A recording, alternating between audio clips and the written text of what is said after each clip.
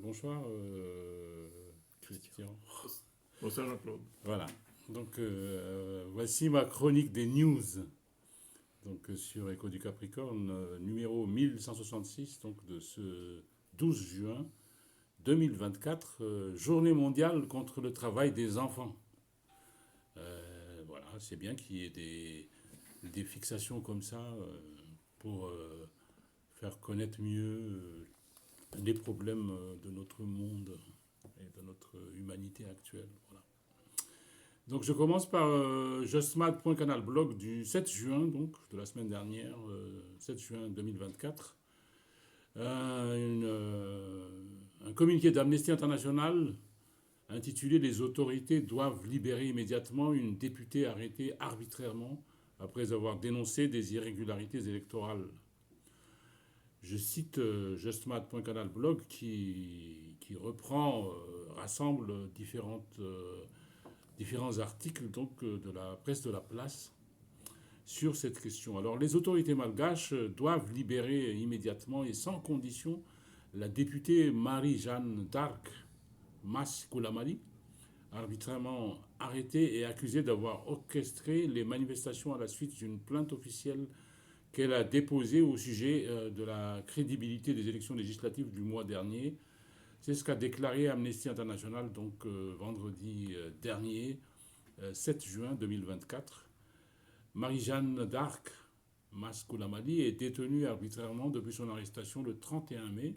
Elle a été arrêtée après avoir, donc, je rappelle, dénoncé des irrégularités dans son district de Tsioumbé, dans le sud de Madagascar, lors des élections du 29 mai, des élections législatives.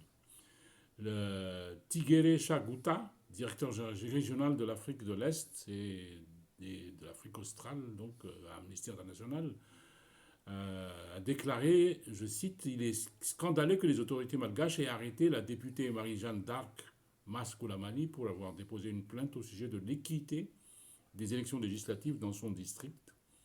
Il est scandaleux que les autorités malgaches aient arrêté la députée pour avoir déposé une plainte au sujet donc de l'équité des élections législatives dans son district. Ça se répète.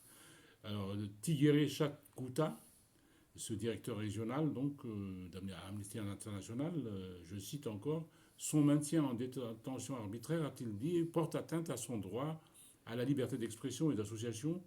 Les autorités doivent la libérer immédiatement et sans condition parce qu'elle est détenue uniquement pour avoir exercé pacifiquement ses droits humains. Alors, pour rappel, le 31 mai, sans mandat de perquisition ni mandat d'arrêt, une cinquantaine de policiers et de gendarmes ont emmené de force la députée depuis son domicile dans le district de Tsioumbé. Ils l'ont conduite à Mbouvmbé, à environ 2 heures de route, où elle est arbitrairement assignée à résidence depuis lors. Quoi. Donc, Tigere Chaguta continue. Il est évident que les autorités maintiennent cette députée en détention pour des raisons politiques. Ces tactiques répressives bafouent les obligations de Madagascar en vertu du droit régional et international relatif aux droits humains, notamment en ce qui concerne le droit de circuler librement et de choisir sa résidence au sein d'un État, comme le prévoit la Charte africaine des droits de l'homme et des peuples.